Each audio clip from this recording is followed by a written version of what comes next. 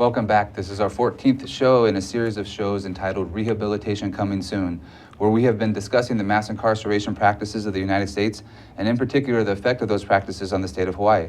I'm Aaron Wills, a William S. Richardson Law School graduate and a consultant for retired Judge Mike Towns' private mediation practice.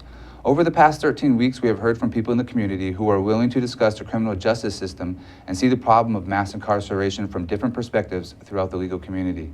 Today, we'd like to hear the perspective from Senator Will Espero.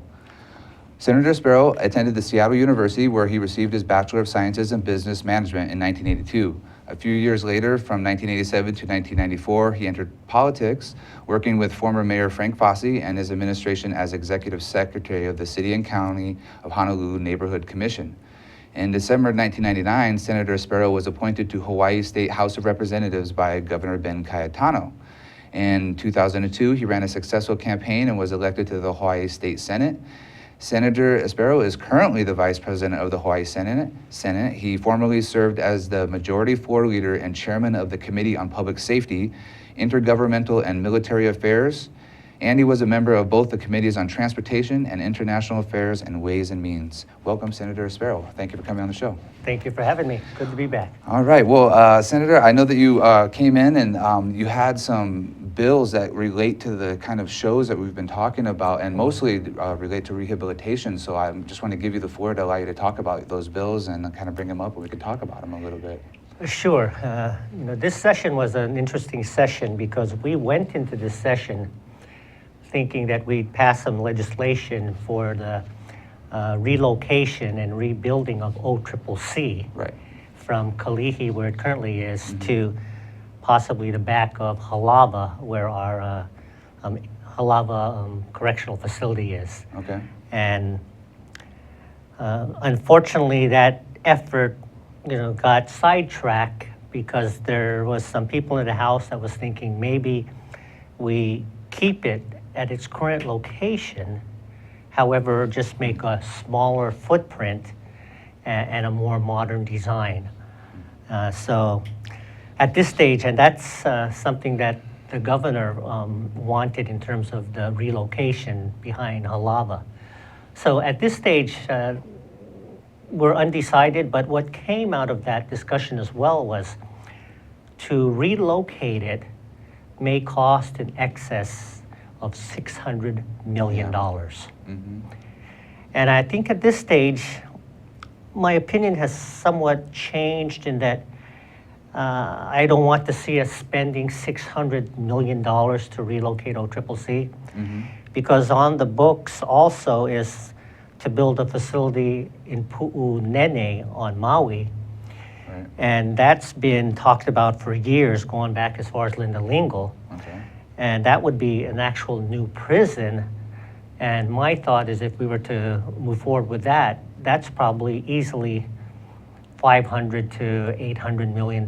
So between these two projects, we're looking at over $1 billion in hard construction costs. And the residents and people of Hawaii need to tune in to this discussion, because do you want us spending $1 billion plus on prison facilities? And at this stage, I'm of the opinion no. Because our prison population currently is 6,000, with about 1,400 on the mainland. And one thing we certainly want to do is bring them back. Okay. But what can we do to bring them back? Right. And that 6,000 has been steady for a good 5 or 6 years. It hasn't been higher or lower, just status quo. But I'm of the opinion now that we need to do a much better job, and I've been pushing this for years, in rehabilitation and reentry. Yes. I would like to see a reentry center built, a reentry center and a day reporting center, where we can train and educate inmates as well as those that have been released, and look at what needs to be done to lower and reduce recidivism. Because right now, recidivism is about 50%. Right. At one point, it was in the 60s and 70s, which you can see is just totally unacceptable and outrageous. Right. But if we focus on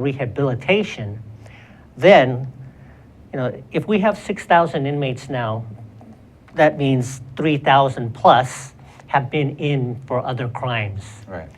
And if we can stop that revolving door, Yeah. then obviously we can reduce our prison population.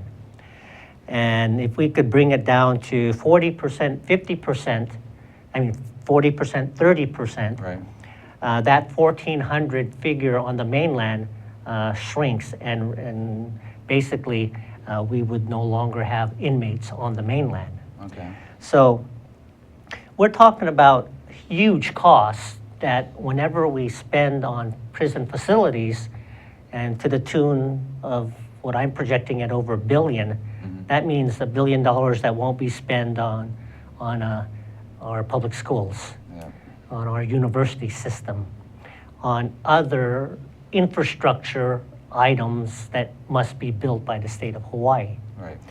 Now, a couple measures I'd like to talk about that we addressed this session had to do with Correctional Industries Program, Senate Bill 2630, which I introduced, and then a resolution. Okay.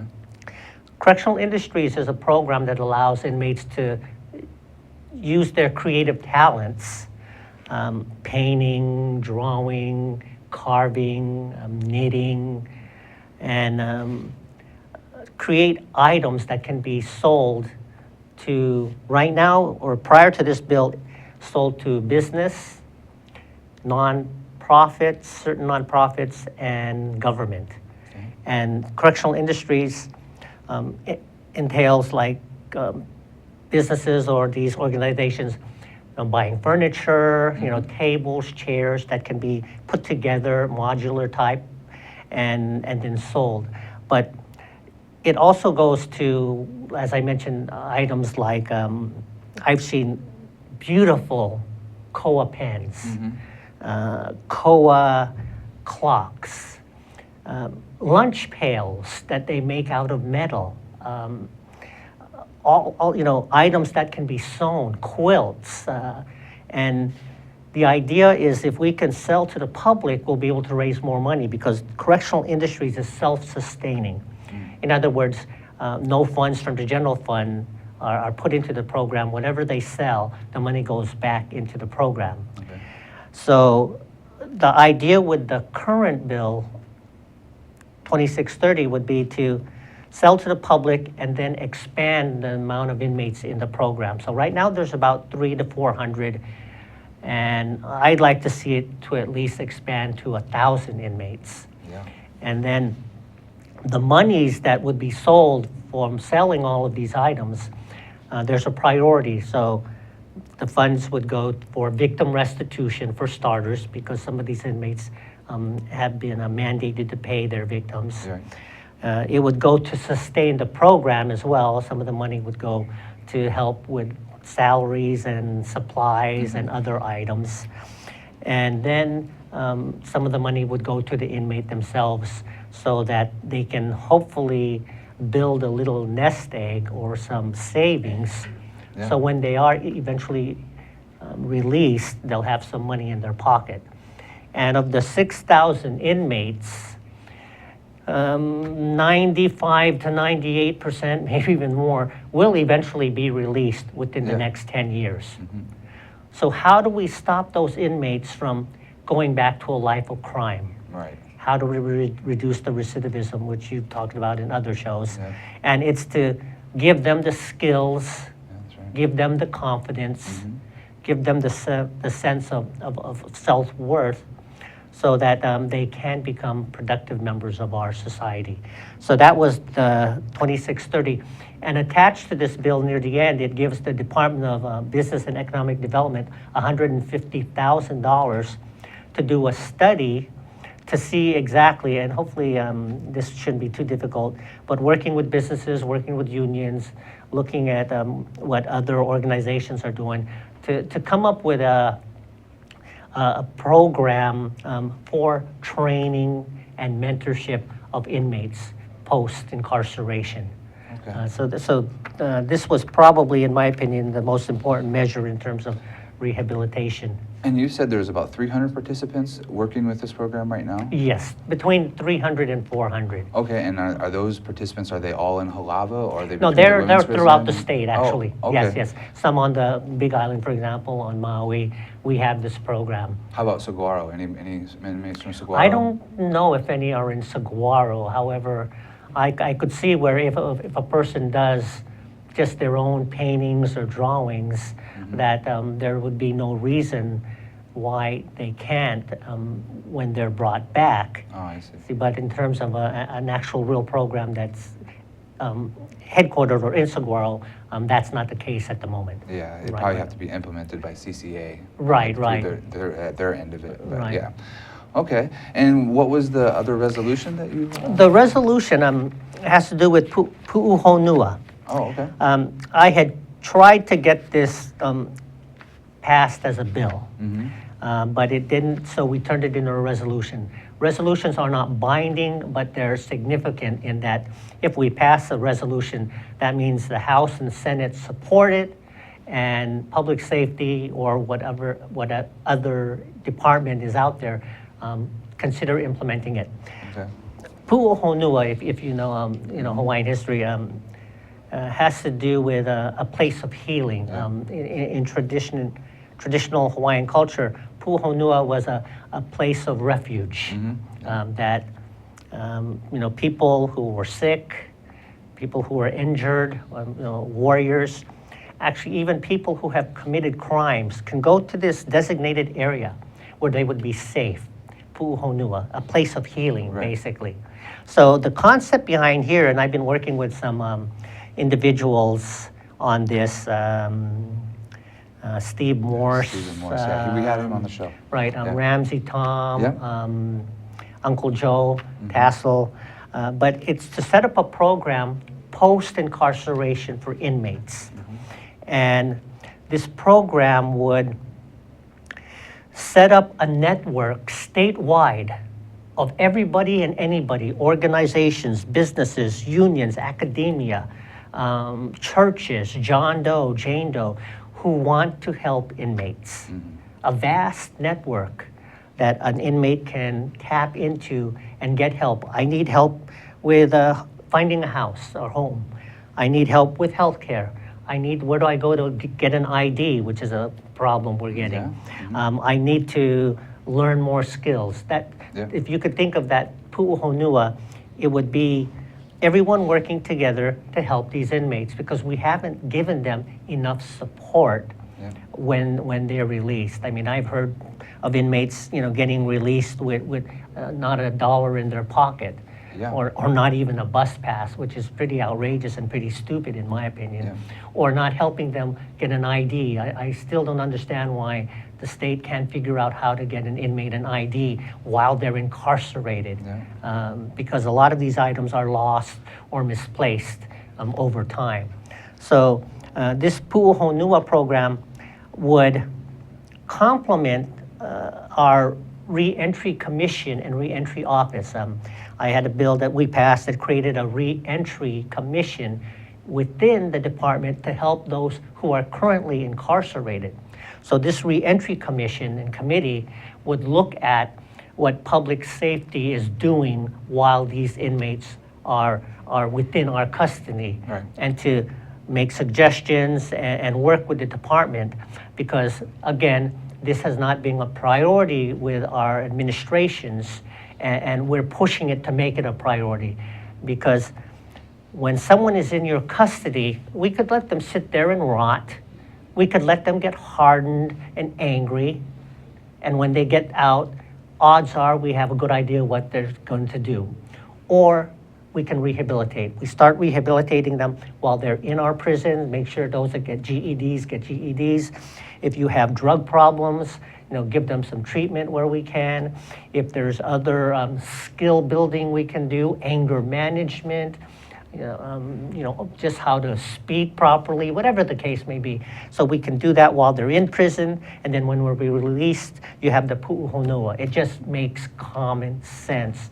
Because we want to make certain that when these inmates are released, that you and I and our family members are not the next casualties or they commit crimes against us and our families and friends. Well, this is excellent stuff, and we will be right back with Senator Espero. My name is Aaron Wills, and this is Rehabilitation Coming Soon. Thank you.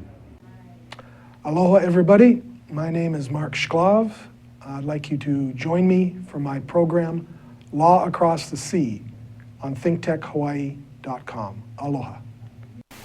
Aloha! Join us at TEDx Honolulu 2016. It's at the Blaisdell, July 9th from 10 to 5. The discount code is RACHAEL_TEDXHNL. See you then. Aloha, my name is John Waihe'e, and I actually had a small part to do with what's happening today. Served actually in public office. But if you don't already know that, here's a chance to learn more about what's happening in our state by joining me for Talk Story with John Waihe'e every other Monday. Thank you, and I look forward to your seeing us in the future. Welcome back. My name is Aaron Wills. This is Rehabilitation Coming Soon, and we are sitting here with our guest, Senator Will Espero. Senator Espero, I just wanted to ask you a question, and you may or may not know the answer to this, but Governor Abercrombie, made it kind of a mission. He kind of made some statements that he was going to bring back all of the prisoners from Saguaro. And now that never happened, obviously, and now we're on to Governor Ige. And it kind of seems like Governor Ige is extending the contracts with CC and extending the relationship so that the prisoners, may not come back in anytime in the near future. Where are we with this? And are the prisoners going to come back anytime soon? As I stated earlier, we want to bring the prisoners back, and building the facility in Maui probably would have been a best bet. However, at this stage, yes, there is no real plan to bring back the inmates because Governor Abercrombie made those comments in his first term.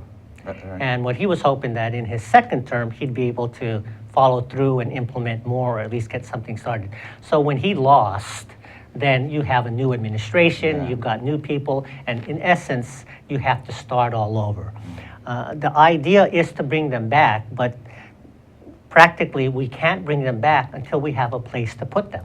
And so that's our problem. We don't have a place to put them. And then the Governor Ige said his priority is going to be OCCC. OCCC basically is a jail. And those people who have been convicted and they're serving, a year or less, basically misdemeanors. So there's a difference between a jail and a prison. Okay, so to bring back the inmates, and if you're just going to put them from one building to another, you have to build another prison. So until the governor comes up with a plan and or the legislature passes something, at this stage, nothing is happening. Ideally, we do want to bring them back because we're spending about $30–40 million a year on the mainland. And the pros and cons basically is that it's cheaper to keep them on the mainland. $70 plus a day versus $140 plus a day.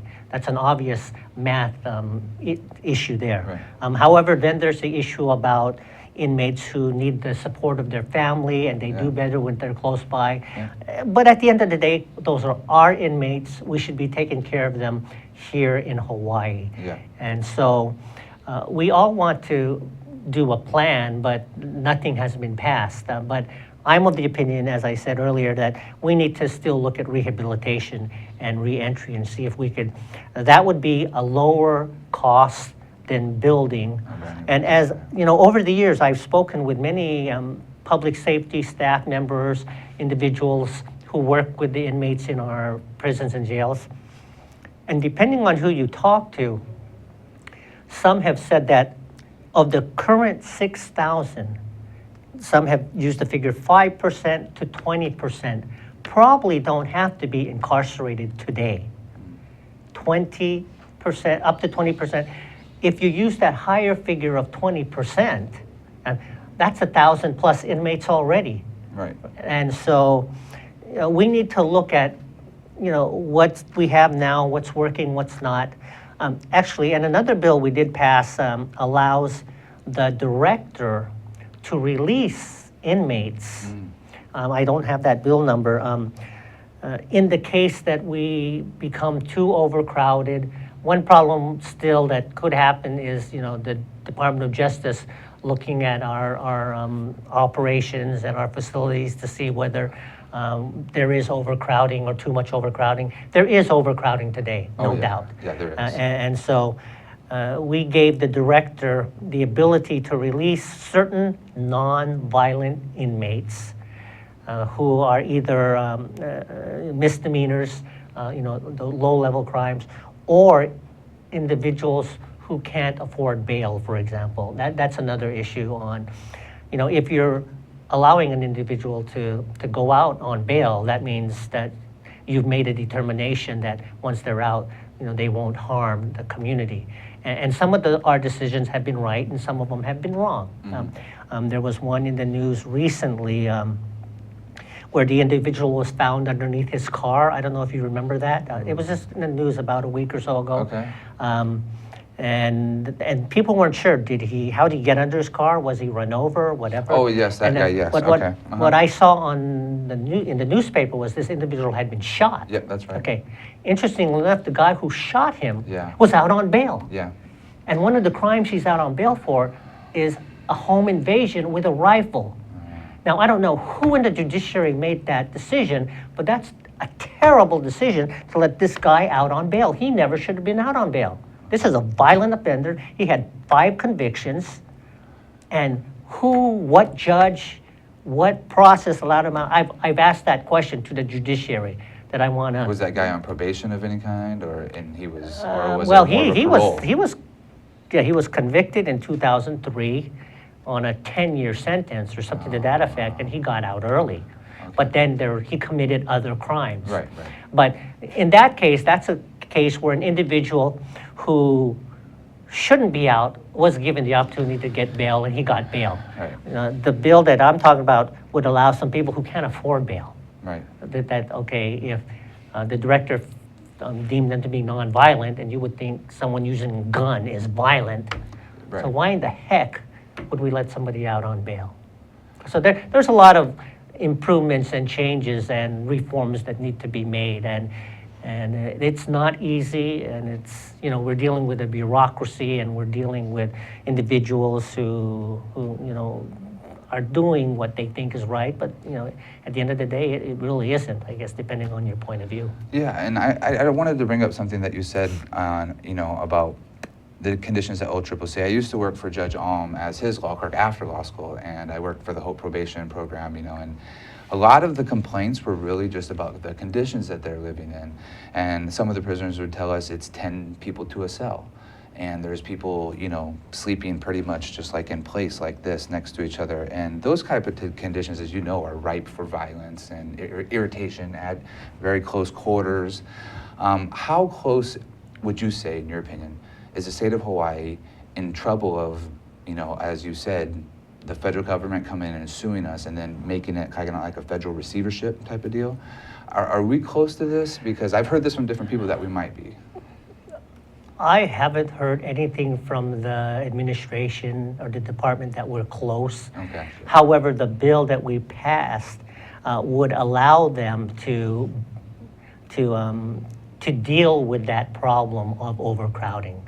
Now, most of the cells are, for 2 or 3 people. Yeah. So when you say 10, I'm not sure where that's coming from. I guess you have to go in there and see the conditions, but Yeah. we certainly know that OCCC is old, Yeah. and the design is not very good, and using technology today, we could make and build a better jail. And at the end of the day, we may have to build another jail, and that was the issue before us this session at a cost of $600 million plus. But if we could make something smaller and do other creative things to deal with the, for example, electronic monitoring. I'm a big proponent of electronic monitoring, where you have a device on their ankle 24/7, and you know where they are basically at real time. Or home detention. I was talking to the Chief Justice, Rechtenwald, why don't we look at more home detention? You know, if there are people that can be staying at home, why don't we make them stay at home and not have them be a burden of the state? You know, they have to, their family or whoever, under certain conditions, but why don't we do more home detention? And home detention entails using technology and GPS. But I mean, just those two areas alone, I think, would create some positive improvements and reduce the prison population. And then mentorship. On the Big Island, they have a great mentorship program. We don't have a mentorship program on Oahu. But basically, if you can find somebody to mentor you if you're an inmate, you know, whether it's a family member or if it's not a family member, someone else, you know, where you have someone you can talk to, somebody you can call, somebody who's there for you. You know, I'm of the opinion that would go also a long way in giving inmates support, because most people in Hawaii probably have a degree or two or three. Somebody close to them, their neighbor, their friend, a family member who's been incarcerated. Right. It can hit any family, anytime. You know, drunk driving is an example where, you know, people do something stupid. So don't drink and drive out there, folks, okay? No drinking and driving. No, and then you have to go to prison and jail. So, you know, there's things we can do more aggressively. And in my opinion, the administrations haven't been aggressive enough. And hopefully we can, you know, make some changes down the road. Well, I think these are, you know, needed suggestions. These are great suggestions. I hope that we can implement all of the things that we talked about here today. And so we just have to keep having these conversations until we start reducing recidivism and we start bringing back some of the prisoners and reducing the costs on the state to, you know, to house our own inmates. Right. Well, let me say that when I took over as public safety chair, there were 2,000 inmates on the mainland. So that figure now is 1,400. So we've made some progress. But there's talk of if there might be some major improvements done at Halawa, so we might have to send some back until these improvements are done. But in closing, you know, not everybody, well, let's say that there are some individuals who need to be behind bars. Yes. You know, and they're bad people, they're evil people, and we want them locked up. But the vast majority, there's hope. That's right. And we need to help our fellow men and women so that they can become productive members of our society. Especially a lot of these who are in with drug-related offenses, or they created or they did offenses because they were on drugs or for a habit or whatever the case may be. Absolutely. Well, join us next week for another show of Rehabilitation Coming Soon as we continue our discussion of the criminal justice system and the effect of mass incarceration on the state of Hawaii. Thank you, Senator Espero, for coming on our show. Thank you. And stay tuned. Coming up next is Sustainable Hawaii with Kirsten Turner.